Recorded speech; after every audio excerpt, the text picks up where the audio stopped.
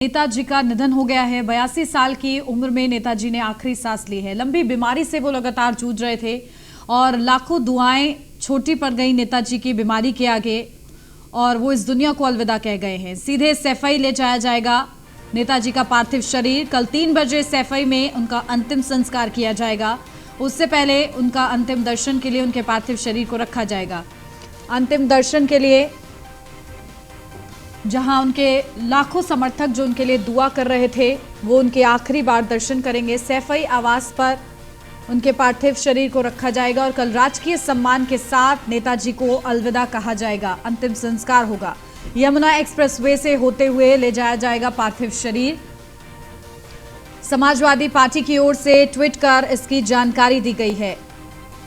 तो देखिए, नेताजी का 82 साल की उम्र में निधन हुआ है। सीधे सैफई ले जाया जाएगा पार्थिव शरीर। ये दुखद खबर आज सुबह के साथ ही मिली है। कल 3 बजे सैफई में उनका अंतिम संस्कार किया जाएगा। अंतिम दर्शन के लिए पार्थिव शरीर को रखा जाएगा, जहां उनके लाखों समर्थक जो कि उनसे प्रेरणा लेते हैं वो आखिरी बार अपने नेताजी का दीदार करेंगे। कल पूरे राजकीय सम्मान के साथ अंतिम संस्कार नेताजी का किया जाएगा। तो ये जानकारी ट्विटर हैंडल से सामने आई है समाजवादी पार्टी के।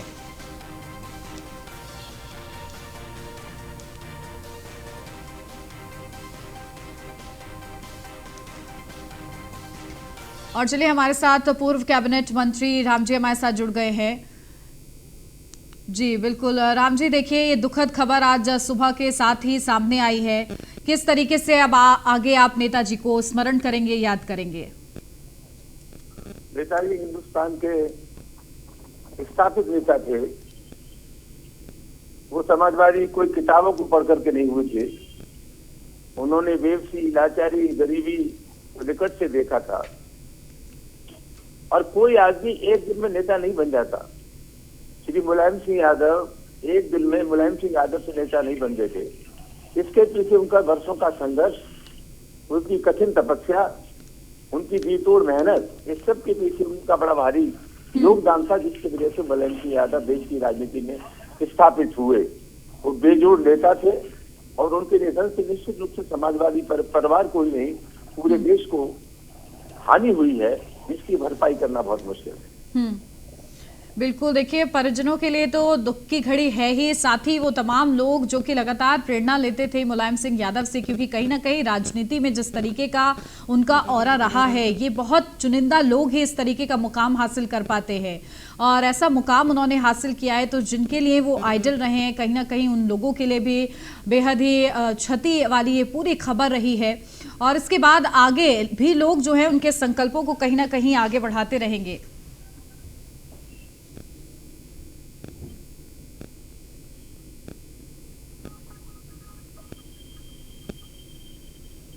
राम जी, मेरी आवाज मिल रही है आपको? हाँ, मिल रही है जी बिल्कुल। देखिए, युवा उनको किस तरीके से याद करेंगे जो कि उन्हें आइडल मानते हैं? देखिए, सबसे बड़ी बात है, समाज का कोई वर्ग ऐसा नहीं है जिस वर्ग की लड़ाई नेताजी ने न लड़ी हो। और यही वजह है कि समाज का हर वर्ग ये एहसास करता था कि वे उनके अपने नेता और जनता के बीच में अपनत्व पैदा करने के लिए बहुत ही परिश्रम की, बहुत ही भरोसे की, बहुत ही विश्वास की आवश्यकता होती है।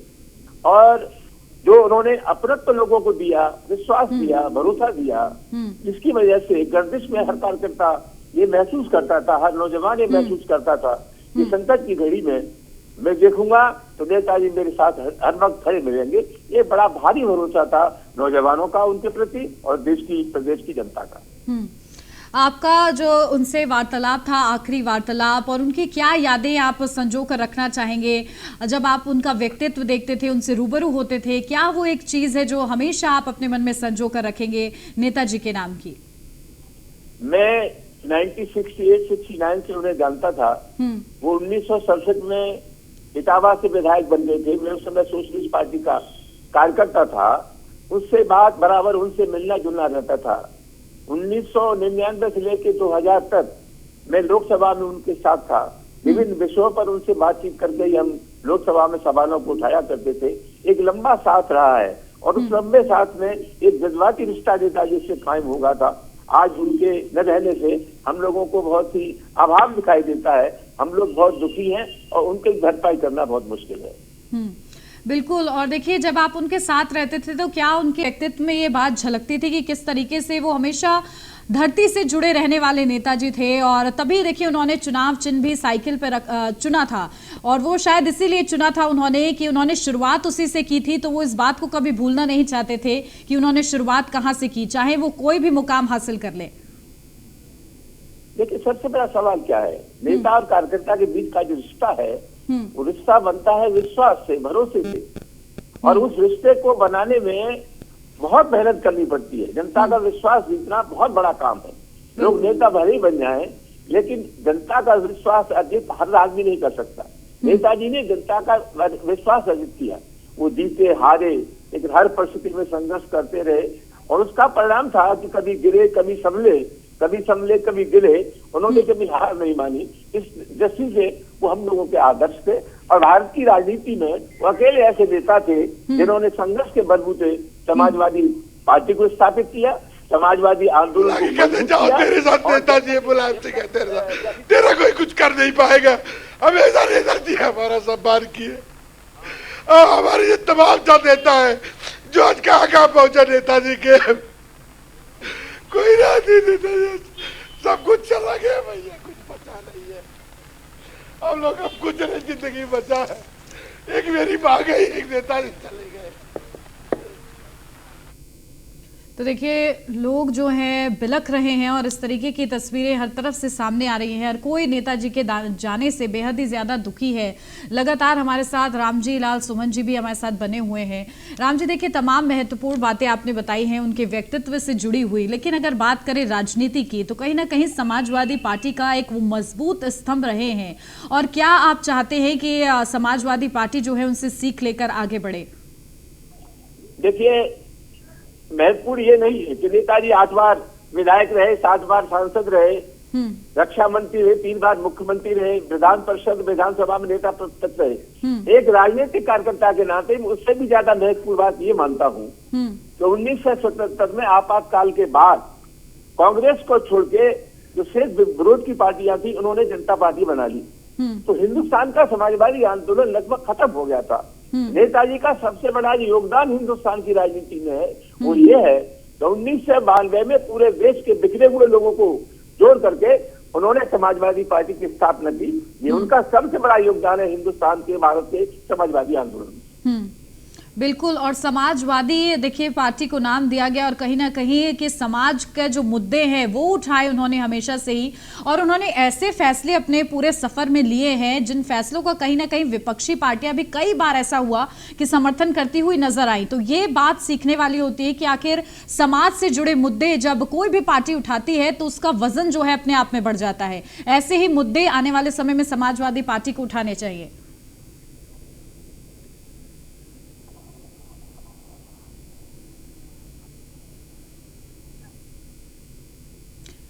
राम जी, क्या कहेंगे आप इस पर कि किस तरीके से आगे मुद्दे समाजवादी पार्टी को उठाने चाहिए, जैसे समझो कि सीधा सीधा समाज से जुड़ाव रखें? ठीक बात पूछी आपने। हम जब जनता को जोड़ने की बात करते हैं तो जनता को जोड़ने के लिए ये बहुत जरूरी है कि हम न सिर्फ कहें, उनके जो मुद्दे हैं, उनकी जो परेशानियां हैं, उनके साथ अपने को जोड़ें। जनता हमारे साथ जब जुड़ती है, जब संकट में मुसीबत में हम उनके साथ खड़े होते हैं, परेशानी में उनके साथ जानते हैं, हमारे आचरण से, हमारे व्यवहार से कोई जुड़ता है। हमारे खाली भाषण देने से कोई नहीं जुड़ सकता। और नेताजी में सबसे खास बात ये थी कि वो जो वर्ग परेशान होते थे, उन परेशान वर्गों के दुख सुख में शामिल होकर के उनमें भरोसा पैदा करते थे कि मैं उनके साथ हूँ, उनके साथ है।